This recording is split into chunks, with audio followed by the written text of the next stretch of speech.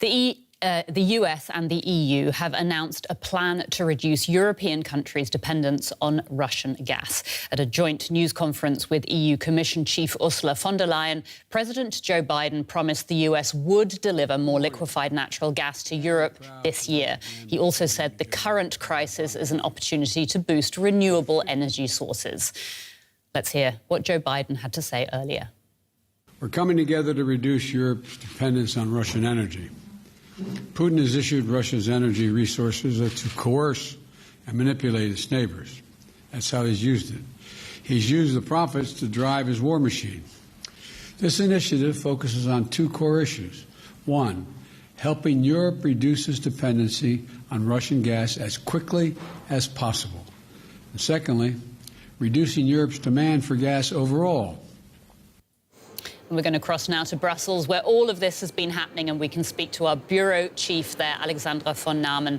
Alexandra, tell us, how significant is this deal between the EU and the US? Well, the deal is definitely very significant. We are not talking here about delivering additional volumes of liquefied natural gas to Europe. Both sides, the US and Europe, are again presenting a united front, and they are deepening their energy partnership and promising to produce and use more renewable energies in the future to reduce greenhouse gases. And this is definitely a win-win situation for both sides. So a new energy partnership, but will the LNG from the US be enough to replace Russian gas supplies? No, it won't. And that's, of course, something that we have to stress as well. The US has promised to deliver at least 15 billion cubic meters of liquefied natural gas to Europe this year. And it's just 10% of what Russia is delivering every year. In 2021, the European Union received 155 billion cubic meters. And you can understand that this is a long way to go to reduce those deliveries or the dependence on natural gas from Russia. However, we have to say that anything that could help the European Union reduce its dependence and stabilize the markets is welcome here.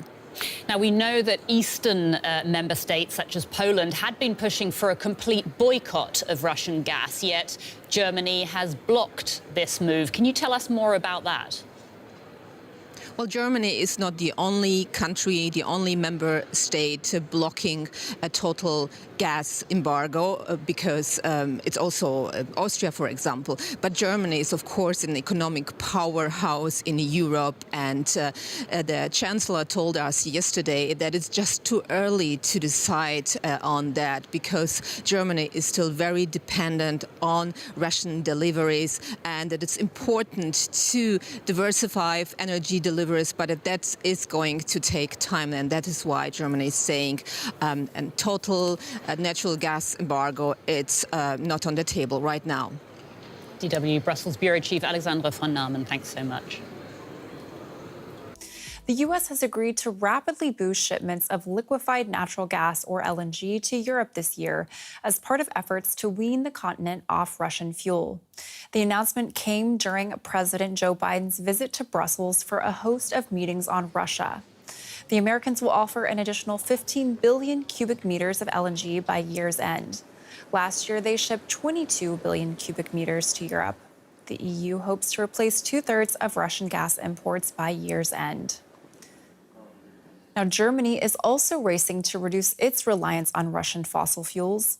The government reporting today it's made progress over the last month. The economy minister now says the country will be able to have its oil imports from Russia by summer. It expects to end its coal purchases altogether by the fall. And by year's end, it will import only 30% of its gas from Russia compared to 55% before the war. Now, Germany is going to need more natural gas, not just from the U.S., but also from suppliers in the Gulf regions, such as Qatar.